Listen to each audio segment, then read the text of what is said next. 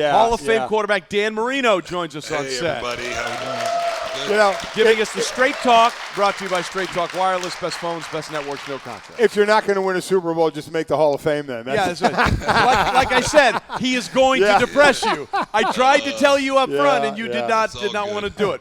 Dan, of course, a 9-time Pro Bowler, NFL MVP in 1984, the Walter Payton Man of the Year in 1998. Here on behalf of Nutrisystem, we'll get into that in a minute. But, lives are changed on Super Bowl Sunday, and we might have a life changed by a backup quarterback named Nick Foles. And, Dan, when you saw what he was able to do in the NFC Championship game against the #1 ranked defense, what went through your mind?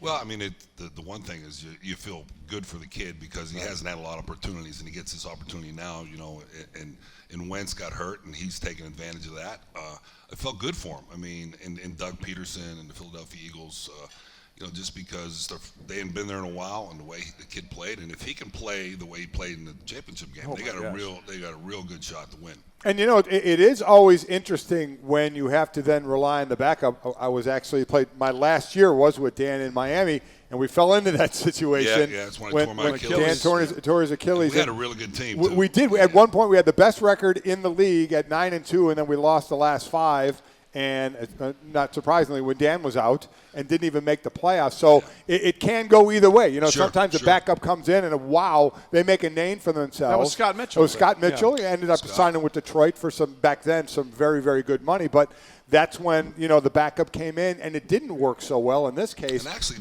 was it that year, too, where Doug Peterson – he won the game in Doug Philly. Peterson was there, in Philly, that was Coach Schuler's. That was his. That was the record. Exactly right. It's crazy how that just came up. Right. I forgot about that. It is pretty wild, that's for sure. And then the other side of it is a guy in Tom Brady who, talk about the ultimate for the Super Bowl, been there, done that.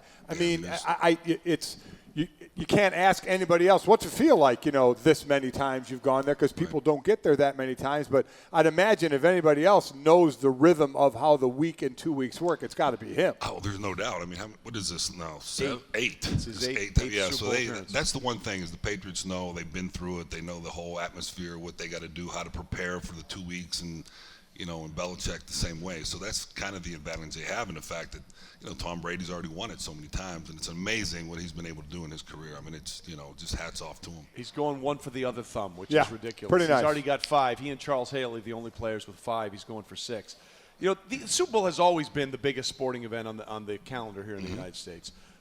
But it has become so much bigger than when I was watching it, when you guys were playing. How much do you think the Super Bowl, Dan, has changed from the way it's perceived, the way it's presented, the way it's covered, the way it's telecast, from when you appeared in your Super Bowl after the 83 season? 84 season. A ton. It's amazing just to see that we didn't have these kind of shows, your shows, all those things, before the week. So it's changed a bunch, but it's still playing football, so that's not going to change. And but it's fun to come up here, be here all week, and do all the things you do for the Super Bowl, preparing for it and having fun with it. But it has, it's changed a lot as far as just the media perception and everything about it.